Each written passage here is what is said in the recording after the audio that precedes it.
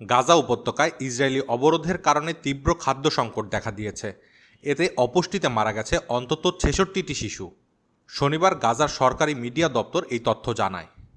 তাদের দাবি, দুধ, পুষ্টিকর খাদ্য ও মানবিক সহায়তা প্রবেশ করতে না দেওয়ায় সংকট আরও ভয়াবহ হয়েছে।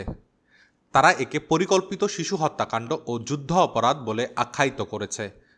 গাজা কর্তৃপক্ষ এই মানবিক বিপর্যয়ের জন্য শুধু ইসরায়েল নয়, যুক্তরাষ্ট্র, যুক্তরাজ্য, ফ্রান্স ও জার্মানিকেও দায়ী করেছে। পাশাপাশি জাতিসংঘকে দ্রুত সীমান্ত খুলে দেওয়ার আহ্বান জানিয়েছে।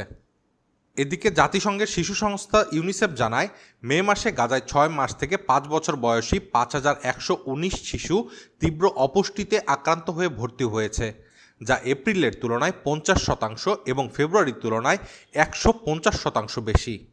ইউনিসেফের আঞ্চলিক পরিচালক বলেন, প্রতিটি শিশুর মৃত্যু প্রতিরোধযোগ্য। খাদ্য, পানি ও ওষুধ সীমান্তে আটকে গেছে।